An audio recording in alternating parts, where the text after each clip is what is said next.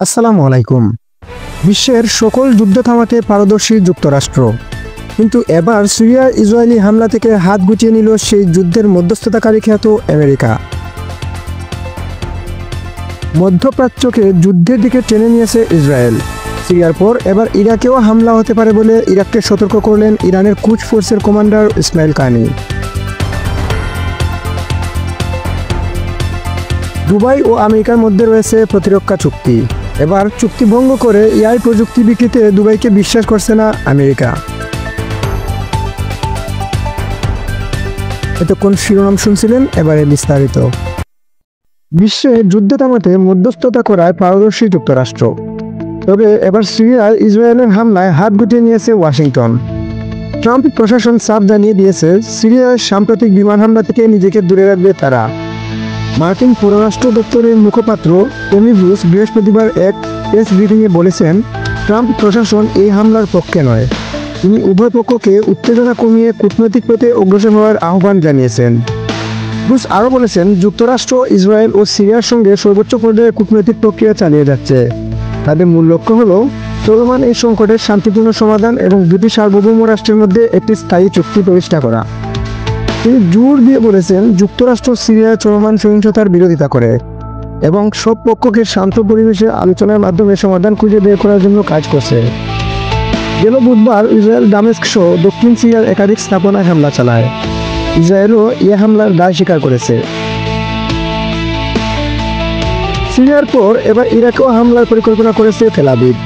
গোটা মধ্যপ্রাচ্যকে দীর্ঘ যুদ্ধের দিকে টেনে নিয়েছে ইসরায়েল। দেশটি একের পর এক প্রতিবেশীর সঙ্গে যুদ্ধে জড়িয়েছে, তারপরও থেমে নেই ইসরায়েলি আগ্রাসন। সম্প্রতি সিরিয়ার অভ্যন্তরীণ ইস্যুতেও নাক গলাচ্ছে ইসরায়েল, চালাচ্ছে একের পর এক হামলা।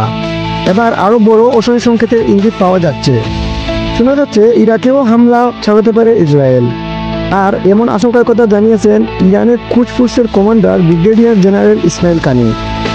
মঙ্গলবার কয়েক ঘন্টার জন্য ইরাকে সফরে যান তিনি। সেখানে তিনি ইরাকের শীর্ষ কর্মকর্তা, রাজনৈতিক নেতা ও তেহরান ঘনিষ্ঠ সশস্ত্র কমান্ডারদের সঙ্গে সাক্ষাৎ করেন। সেখানেই এমন সতর্কতা উচ্চারণ করেন তিনি। ইরানি কর্মকর্তাদের বিশ্বাস, ইরাকেও হামলা চালাতে পারে ইসরায়েল। সূত্র জানায়, কানি সতর্ক করে দিয়ে বলেছেন, ইসরায়েলের সম্ভাব্য হামলায় ইরাকের গুরুত্বপূর্ণ ব্যক্তি ও স্থাপনাকে টার্গেট করা হতে পারে।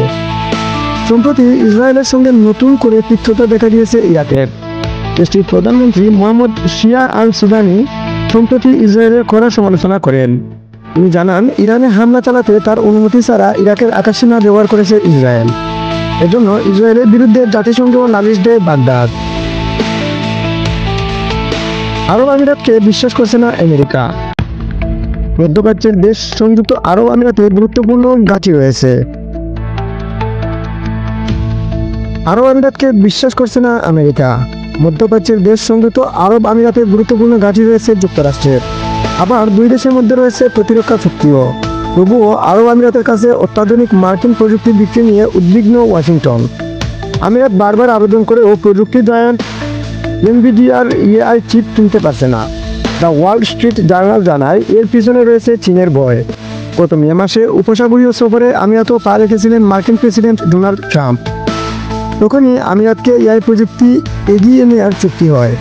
কিন্তু এখনও আমিরাতের প্রভাবশালী জাতীয় নিরাপত্তা উপদেষ্টা শেখ তামিম বিন জায়েদ আল নাহয়ানের কোম্পানির কাছেই এআই চিপ বিক্রির অনুমোদন দিচ্ছে না মার্কিন কর্মকর্তারা। চলতি মাসের শুরুর দিকে ব্লুমবার্গ জানিয়েছিল, সৌদি আরব বা আমিরাতের কারো কাছেই চিপ বিক্রির অনুমোদন দেয়নি যুক্তরাষ্ট্রের বাণিজ্য মন্ত্রণালয়। তবে বৃহস্পতিবার ওয়াল স্ট্রিট জার্নাল জানায়, আমিরাতের কাছে চিপ রপ্তানির পরিকল্পনা পিছিয়ে দেওয়া হয়েছে। এ সংক্রান্ত চুক্তির নতুন শর্ত কী হতে পারে তা খতিয়ে দেখছে যুক্তরাষ্ট্র।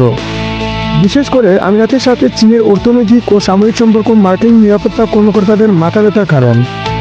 এ অবস্থায় মার্কিন কর্মকর্তাদের ধারণা, আমিরাতের হাত হয়ে এনভিডিআর অত্যাধুনিক এআই চিপ চীনের হস্তগত হতে পারে।